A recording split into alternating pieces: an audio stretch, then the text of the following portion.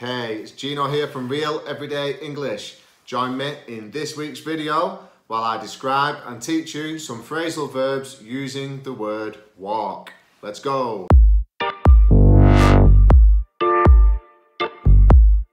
Hello people, happy Sunday. Welcome back to another video with me, Gino from Real Everyday English.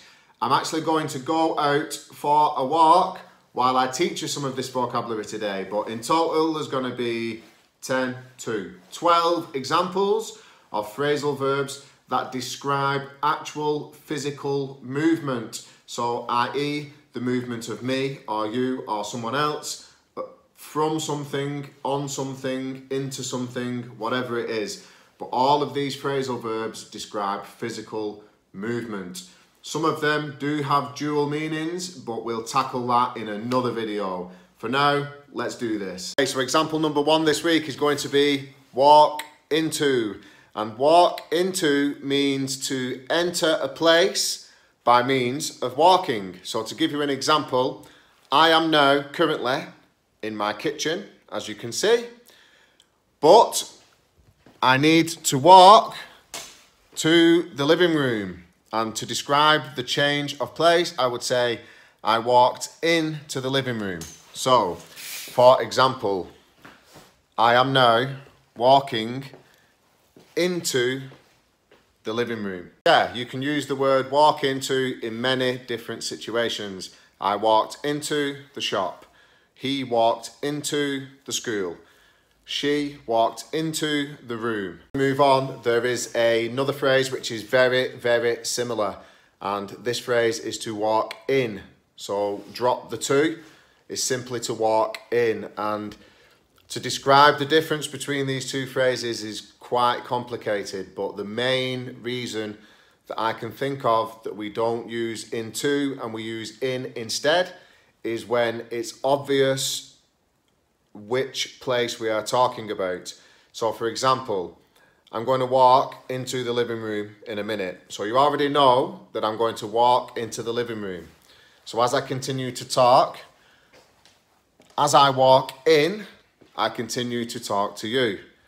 Now, I didn't need to state into or into the living room in that particular example because you already knew which room I was talking about. I hope you understand. Okay, and the next phrasal verb is the opposite of walk into, and that is to walk out of. It's the same, but yet exiting by means of walking. So I'm in the living room, and I am now walking out of the living room. Exit. Moving on to the next phrasal verb for today, which is to walk through.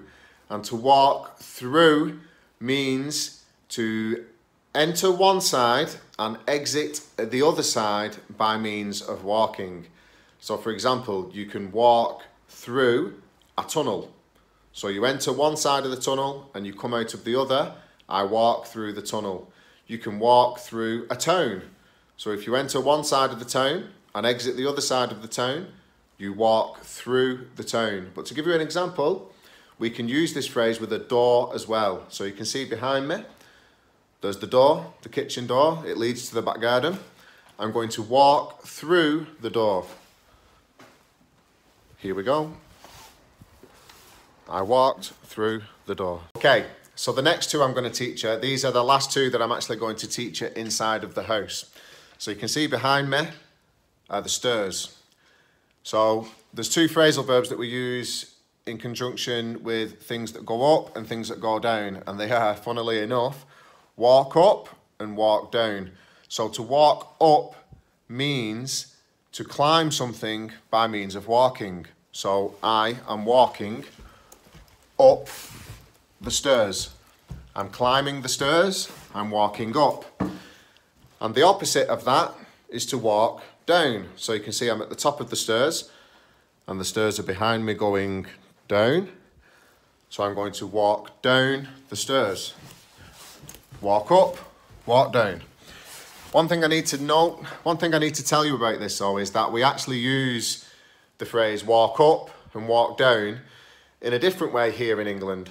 I'm not sure if they use this in America or other English speaking countries, but if I am walking in the street, I can say I'm walking down the street. And that doesn't mean that I'm walking down, literally down.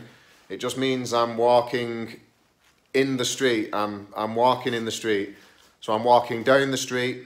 People also say walking up the street. And the places you can use this are things like walking down a corridor. Even though you're not going down, you're still walking down the corridor. It's strange.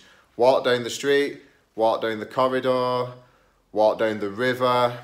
Yeah, there are numerous examples where we can use this, and it's a little bit strange, even for me as a native speaker. Before I forget, before I go outside and teach you some phrasal verbs outside, there's one more meaning to the word walk into, which is to come into physical contact with something by walking.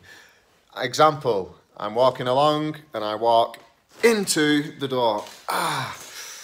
And if I was holding my shoulder like this and somebody said to me, what's up, what have you done? I could say I walked into the door frame. I walked into the door frame, and it means that I came into contact with it. Okay, so you can see it's a lovely wet day here in the UK. Look at the floor, you can see all the puddles. But the next phrasal verb with the word walk is to walk along. Now, this has a couple of different meanings. You can say just walking along as in general. I was walking along and I saw something happening. But in this particular context that I'm going to teach you today, can you see the canal at the side of me? Or the river, but it's a specific type of river called a canal. I'm not sure if you have them in your countries, maybe you can comment below. But to walk along means to move along the side of something by foot. So I am walking along the canal, and it means I'm moving at the side of it on foot. So the next two examples are fairly common as well, and they are walk away from and walk towards. Now, to walk away from means to increase the distance between you or whoever it is you're talking about and something else. And to walk towards means to decrease the distance between you or whoever you're talking about and something else. So to give you an example, see this tree behind me? Here you have a tree. I am walking away from the tree. So the distance between me and the tree is getting greater. Opposite to that is to walk towards, which means to get closer to something by foot. So I am walking towards the tree, i.e. the tree is getting closer. Okay, the next one has three different meanings. Yeah, three. So the next one is to walk around. And meaning number one is to walk without a destination, just a general phrase. So I was walking around the town. I was walking around the woods. It means you're walking, but you're not walking with any particular destination. The second meaning of to walk around means to avoid something. So, for example, you see this puddle? I'm going to walk around this puddle, i.e. to avoid it. Third use of walk around means to do a lap of something on foot. So you can walk around a building. You can walk around a field. It means to go all the way around the outside of something. So to give you a kind of simple example here, walking around the bench. So I'm going to do a full circle around it. I walked around the bench. Okay, you can see here we've got a bridge, and this bridge gives me the perfect opportunity to teach the next two phrasal verbs, which are walk over and walk under. To walk under something means to walk past it with it above your head. So I'm walking under the bridge. So you can see the bridge is above me. So I'm walking under the bridge. And the opposite to that is to walk over. So I'm now walking over the bridge. So the bridge is below me, and that is to walk over the bridge. Okay, that was it for this week's video, people. Hope you enjoyed it as usual. Hope you learned something new. See you in the next video. Ciao, ciao.